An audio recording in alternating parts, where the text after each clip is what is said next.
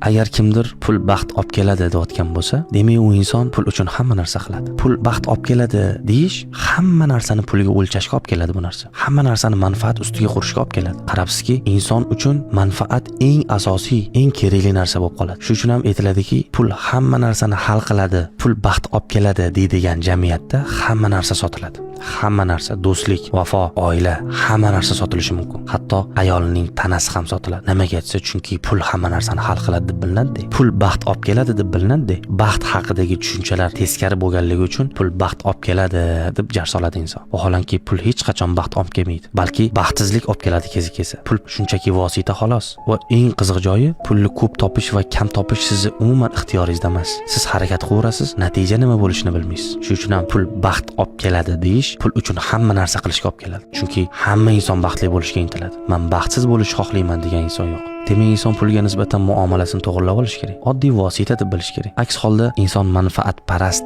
xudbin insonga aylanadi. Pul hech qachon baxt olib kelmaydi. Baxt bilan pul umuman boshqa narsa.